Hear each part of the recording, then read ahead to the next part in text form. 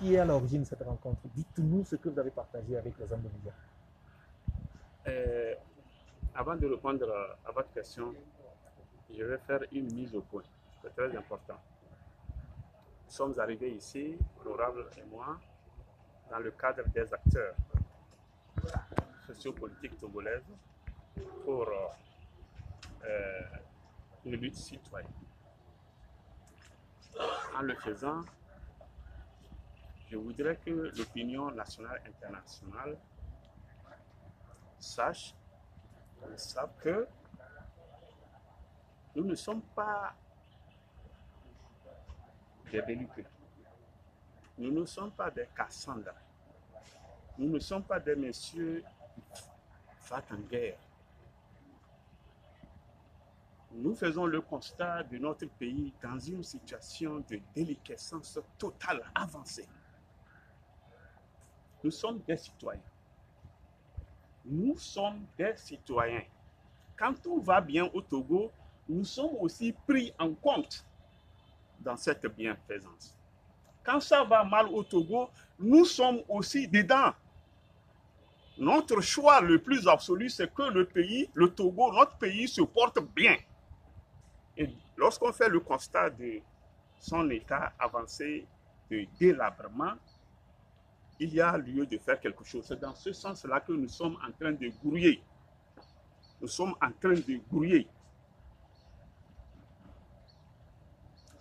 Alors, nous nous sommes retrouvés, mais avant de se retrouver, on a eu à faire des contacts. Et nous sommes en train de faire des contacts pour pouvoir élargir le cercle.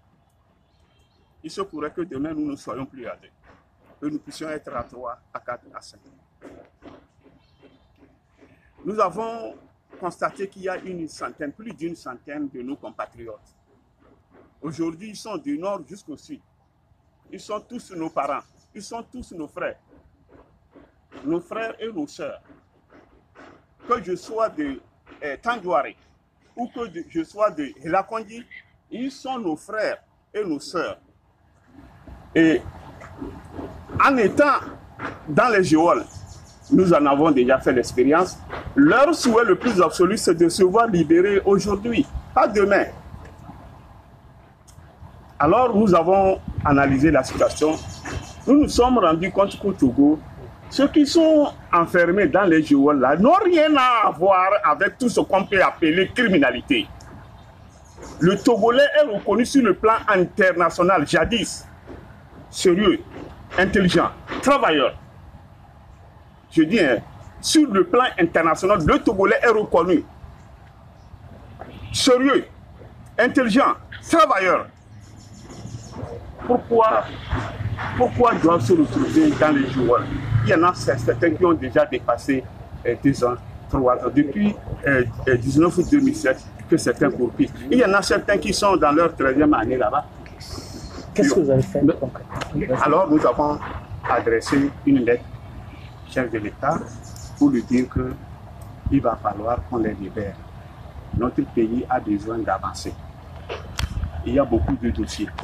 Nous avons choisi que le dossier de libération des détenus soit le premier dossier à affronter pour pouvoir apaiser. Après cela, ça va être une étape qui va entraîner une autre. Alors nous avons envoyé une lettre, nous l'avons amplifiée à des ambassadeurs accrédités au Togo ici et aussi aux organisations nationales et internationales des droits de l'homme. Nous avons voulu tenir l'opinion nationale et internationale aussi informée, raison pour laquelle nous sommes venus. Alors, vous pensez appeler le mouvement togolais à l'apaisement. Et au même moment, vous estimez que si le régime ne change pas de la manière de gouverner, vous croyez encore aux heures sombres donc, de notre République. Et au même moment, le régime n'est pas pratiquement dans ce schéma-là. Est-ce que vous croyez qu'un 19 août bis est possible au Togo?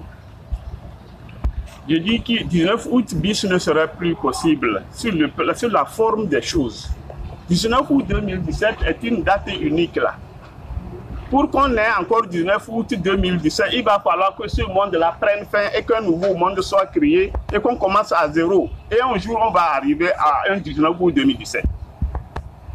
Mais dans le fond,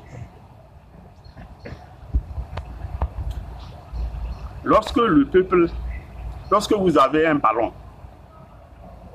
et que vous le pressez fortement, vous savez ce que ça va faire. Vous avez un ballon qui n'est pas un ballon costaud, un ballon léger. Les ballons des enfants, là. Ouais. On appelle ça, nous appelons ça félélé. Que l'on presse véritablement, vous savez ce qui peut advenir? Non. Le ballon là s'explose. Aujourd'hui, la manière dont les gouvernants, nos gouvernants, traitent le peuple togolais, c'est comme on presse sur un tel ballon. Ce n'est pas nous qui le disons, nous faisons le constat d'une pression des gouvernants sur leur peuple, alors qu'ils ont la responsabilité de veiller, de jouer à ce qu'on appelle poule mère. Vous savez ce qu'on appelle poule mère? C'est la poule qui picore et laisse à ses enfants dépicorer. Mais ici, c'est les coqs. Gouvernants coqs. Le coq picore et picore seul. Le coq cherche et avale seul. Mais la poule cherche, avant d'avaler, sert à ses enfants. Nous avons besoin d'un régime poule-mère. Mais aujourd'hui au Togo, ce n'est pas le cas. Vous voulez faire allusion au cas social? Bien sûr, là bien sûr, dans tous les sens. Raison pour laquelle nous demandons, nous attirons, puisque au Togo, ce n'est pas seulement dire la vérité qui manque. La vérité, les gens essaient de la dire. Mais souvent, ça finit par des arrestations arbitraires.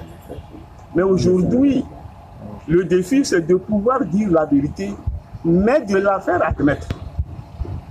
Il faut savoir dire la vérité et en même temps savoir la faire admettre par les intéressés.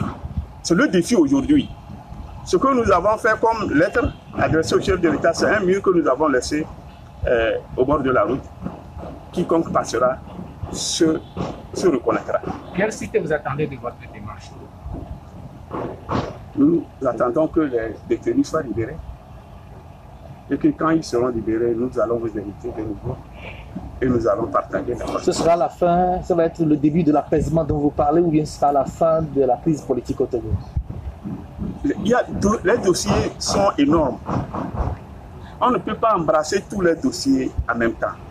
Ça doit aller étape par étape. Et nous considérons, nous pensons que dès que le dossier des détenus sera abordé et épluché, on verra la suite.